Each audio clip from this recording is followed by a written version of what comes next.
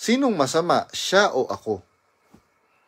Tapos sasabihin ninyo sa mga panatiko na yan, ibe-brainwash nyo sila, imamanipulate nyo sila, na yung mga umaalis, yung mga nagsasalita kalaban ng Diyos. Sino ngayon ang kalaban ng Diyos? Di po ba sabi po ninyo, yung sinungaling, ang ama nila, ang demonyo? Sino po ba ang nagsisinungaling? Hindi po ba pagsisinungaling na marami naman talagang nakakitang mga kapatid sa Brazil na meron tindang alak yung restaurant ni Brad Eli doon. Sasabihin ninyo edited.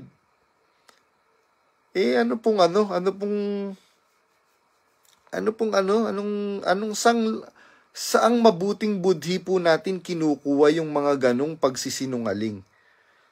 Saang mabuting budhi na inaapi ng magulang nyo mismo yung mga tauhan nila, kayo po, pa rin, pinagtatanggol ninyo, tapos sasabihin ninyo sa pasalamat na pinababa yung mga magulang ninyo. Kasinungalingan yun. Dinidemote nyo po yung di ba? Yung mga hindi nakakapagbigay ng proper respect, proper salutation sa inyong mga magulang. Di ba? Hindi nyo po ba sinibak yung isang empleyado ng KDR stopover dahil hindi niya como bagong kapatid siya, hindi niya kilala yung mga magulang nyo po? Nagsumbong yung magulang nyo. Nagsumbong sa inyo, anong ginawa ninyo? Sabi ng daddy ko di tanggalin nyo. Biro nyo, kapatid po yun, bagong kapatid. Hindi po namin nakita yan kay Brad Eli. Yang ganyang pangangasiwa. Si Brad Eli, nakita ko po personal kung papaano niya kami ipagtanggol. Nung nasa Singapore, alam nyo po, sa totoo lang, napakahirap po ng dinanas ko nung nasa Singapore.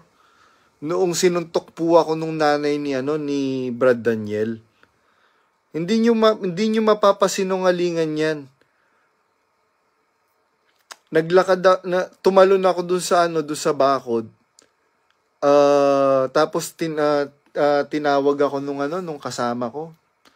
Si Sis Annabel Bugtong.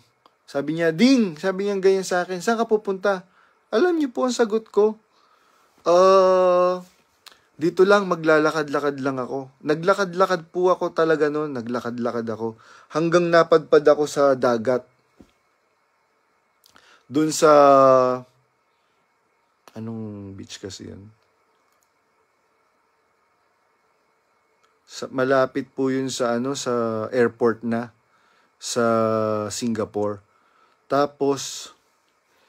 Nung nasa dagat na ako, uuwi na dapat po ako nun. Sabi ko, naku, baka si daddy naman ang sumuntok sa akin. Lalaki yun. Baka makatulog ako sa suntok niya. So, natakot po akong umuwi. Alam niyo po, nung time na yon 3 days, ang laman lang ng bulsa ko po nun, siguro $2, 2 SGD. Nabili ko lang kasi sa mga beaches sa Singapore, merong mga restaurant, merong mga hawker.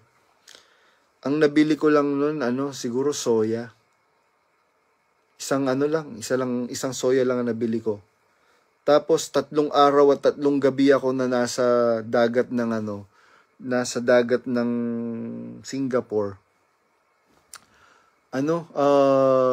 Gusto ko na magpakamatay po nun. Kaya lang, ang unang naisip ko, magpapakalunod na lang yata ako, sabi kong ganyan. Kaya lang, baka mabalita. Isang Pilipino, nakitang palutang-lutang sa karagatan ng Singapore, na pag-alamang kasama ni Mr. Eliseo Soriano sa kanyang pagtatago dahil sa mga kaso sa Pilipinas.